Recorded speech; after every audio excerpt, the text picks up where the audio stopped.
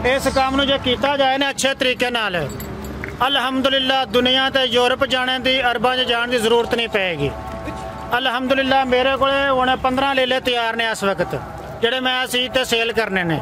अगर 15 नूं मैं 40 के हिसाब ने उस ते जाके सेल करांगा ना तो मेरा 6 लाख रुपया सर बन जाना। बंदे इस काम नूं शुरू करते हैं नबियां पैगंबरां दा काम लैके, अगों आके बंदे नमाज रोज़ा नहीं करते, अल्लाह नूं याद नहीं करते, जिन्हां दी वजह तो शराबां पींदे ने, ज़िना करदे ने, अपने नुकसान करते हैं। जे ये काम करना मेरा तमाम दोस्तों के रिक्वेस्ट है, गुजारिश है, जे नबियां पैगंबरां वाला काम करना जे अल्लाह ताला दा जिक्र करो, नमाज पढ़ो तो बड़ी बरकत है। अस्सलाम वालेकुम। वालेकुम सलाम जी।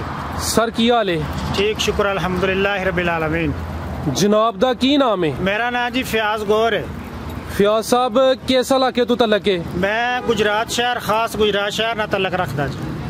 माशाअल्लाह सर तुसी बड़ा सोहना शौक करदे हो पे दोस्तां नूं ए दसो कि तुहाडा इस काम च किन्ने साल दा तजर्बा है ते ओह तजर्बा कैसा रहा है? मेरा जी तकरीबन 7 साल का तजर्बा जे ते अलहमदुलिल्लाह हुण आगे काफ़ी समझ लगी जे, पहले तो बहुत नुकसान किया जे। मेरा तजर्बा है वे कि बंदे इस काम नूं शुरू करते हैं नबियां पैगंबरां दा काम लैके, अगों आके बंदे नमाज रोज़ा नहीं करते, अल्लाह नूं याद नहीं करते, जिन्हां दी वजह तो शराबां पींदे ने, ज़िना करदे ने, अपने नुकसान करते हैं।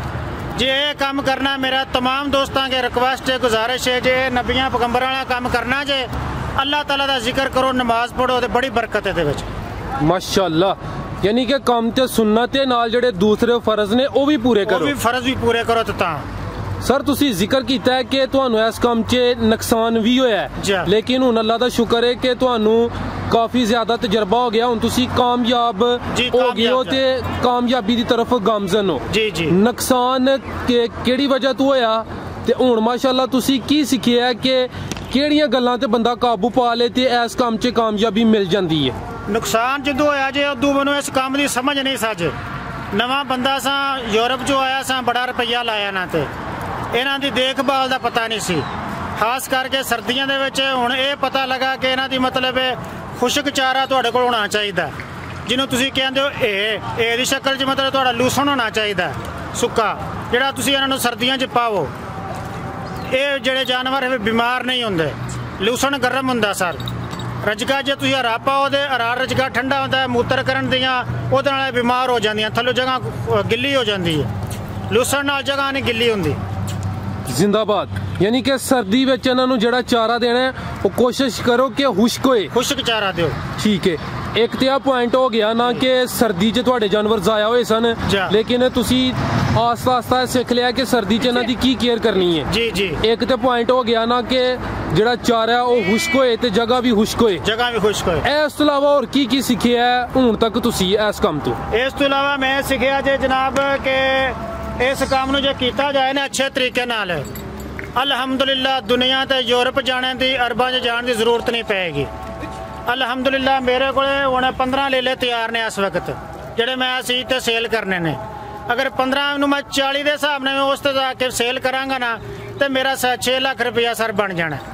4 लाख रुपये ना सोहना मेरा शुक्र अलहमदुलिल्लाह सोहना वक्त पास मेरा होगा। मेरे को 40-42 जानवर ने अपने। माशाअल्लाह।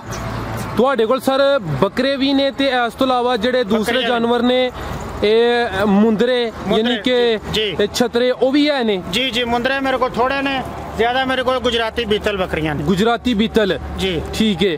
तो तुहाडा तजर्बा फिर की कहंदा है कि तुसी बकरियां भी रखियां ने जी, तुसी ये जेडे छतरे ने वो भी रखे ने जी, माशाअल्लाह ईद वास्ते बकरे भी रखे ने जी। यानी कि तुसी एक हिसाब दे फिर 3 काम करदे हो पे एट अ टाइम जी। तिना कामां चों तुहाडे नजदीक तुहाडे तजर्बे च केड़ा काम बेहतर है? सब तो बेहतर काम है भेडां पालना। छतरियां नूं सर ना गर्मी दा ते ना एडा सर्दी दा मसला है। बकरियां नूं लपेट के रखना पैंदा है जी। इन्हां नूं सर्दी बड़ी लगदी है, गर्मी बड़ी लगदी है। ठीक है। भेड़ नूं यह मसला कोई जेहड़े नवें बंदे जिन्ना काम शुरू करना ना वो कोशिश करनगे भेडां तो स्टार्ट लैण। जेहड़े बंदे भेडां तो स्टार्ट लैणगे इंशाअल्लाह बफजले खुदा उन्हां दा लॉस बहुत घट होएगा। जिंदाबाद। और सर जेडे दोस्त इस काम तू पैसे कमाना चाहते ने वो किंज कमान, केड़ा तरीका बेहतर है? माशाअल्लाह तुसी इस काम दे माहिर हो जी। सारियां तो बेहतर काम है कि तुसी चलो बकरियां ते पाओ, लेकिन जेड़ा नवा काम शुरू करना जना तुसी कुर्बानी वास्ते बकरे लैके आओ।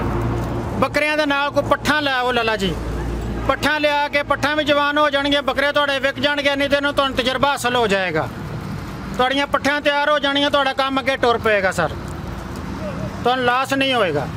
ਜ਼ਿੰਦਾਬਾਦ। ਤੁਸੀਂ ਬੱਕਰੀਆਂ ਲੈ ਕੇ ਆਓਗੇ, ਬੱਕਰੀਆਂ ਤੁਹਾਡਾ ਤਜਰਬਾ ਨਹੀਂ ਹੋਏਗਾ, ਛੋਟੇ ਜਾ ਤੁਹਾਡੇ ਮਰ ਜਾਣਗੇ, ਸਹੀ ਤੁਹਾਡੀ ਦੇਖਭਾਲ ਨਹੀਂ ਹੋਏਗੀ, ਤੁਸੀਂ ਲਾਸ ਚਲੇ ਜਾਓਗੇ, ਡਿਸਾਰਡ ਹੋ ਜਾਓਗੇ। ਠੀਕ ਹੈ। ਸਰ ਉਹਨਾਂ ਦੀ ਖਰੀਦਦਾਰੀ ਦੇ ਮੁਤਲਕ ਵੀ ਕੋਈ ਚੰਦ ਐਸੇ ਪੁਆਇੰਟ ਦੱਸੋ ਕਿ ਨਵੇਂ ਦੋਸਤਾਂ ਨੂੰ ਅੱਛਾ ਜਾਨਵਰ ਮਿਲ ਜੇ ਤੇ ਮੁਨਾਸਬ ਕੀਮਤ ਵਿੱਚ ਮਿਲ ਜੇ। ਸਰ ਕੀਮਤ ਤੇ ਮੰਡੀਆਂ ਦੇ ਮੁxtਲਫ ਰੇਟ ਹੁੰਦੇ ਨੇ, ਜਿਹੜਾ ਬੰਦਾ ਵੇਚਣ ਆਉਂਦਾ ਉਹਦੀ ਕੋਸ਼ਿਸ਼ ਹੁੰਦੀ ਮੇਰਾ ਜਾਨਵਰ ਮਹਿੰਗਾ ਤੋਂ ਮਹਿੰਗਾ ਵਿਕੇ। ਇਹਦਾ ਖਰੀਦਣੇ ਵਾਸਤੇ ਇਹ ਵੇਖਣਾ ਚਾਹੀਦਾ ਕਿ ਜਾਨਵਰ ਦੀ 5-6 ਮਹੀਨੇ ਕਮ ਸੇ ਕਮ ਉਮਰ ਹੋਣੀ ਚਾਹੀਦੀ ਹੈ, ਜਿਹੜਾ ਤੁਸੀਂ ਕੁਰਬਾਨੀ ਵਾਸਤੇ ਖਰੀਦਣਾ ਹੈ। ਜੇ ਉਹਦੀ ਵੇਲ ਲੰਮੀ ਹੋਣੀ ਚਾਹੀਦੀ, ਕੱਦ ਬਹੁਤ ਵਾਲਾ ਜਾਨਵਰ ਹੋਣਾ ਚਾਹੀਦਾ, ਹੱਡਾਂ ਪੈਰਾਂ ਵਾਲਾ ਹੋਣਾ ਚਾਹੀਦਾ, ਉਹ ਜਾਨਵਰ ਤੁਹਾਨੂੰ ਨਫਾ ਦੇ ਸਕਦਾ। ਤੇ ਜਿਹੜਾ ਸ਼ੁਰੂ ਤੋਂ ਮਰੂੜ ਜਾਨਵਰ ਤੁਸੀਂ ਲਓਗੇ ਉਹ ਬਿਮਾਰ ਹੋ ਜਾਏਗਾ, ਤੁਹਾਡੇ ਕੋਲ ਜਾ ਕੇ ਫੁਰਨ ਨਹੀਂ ਲੱਗਾ, ਜੇ ਉਹਨੇ ਫੁਰਨਾ ਹੀ ਹੁੰਦਾ ਤਾਂ ਪਿਛਲੇ ਘਰ ਹੀ ਫੁਰ ਕੇ ਅੱਗੇ ਆ ਜਾਂਦਾ। ਜੀ ਜੀ, ਮਾਸ਼ਾਅੱਲਾ। ਸਰ ਤੁਸੀਂ ਇਸ ਤੋਂ ਪਹਿਲੇ ਈਦ ਉੱਤੇ ਕੋਈ ਜਾਨਵਰ ਸੇਲ ਕੀਤੇ ਨੇ? ਜੀ ਜੀ, ਪਿਛਲੇ ਸਾਲ ਮੈਂ ਅਲਹਮਦੁਲਿਲਾ 12-13 ਜਾਨਵਰ ਸੇਲ ਕੀਤੇ। ਮਾਸ਼ਾਅੱਲਾ।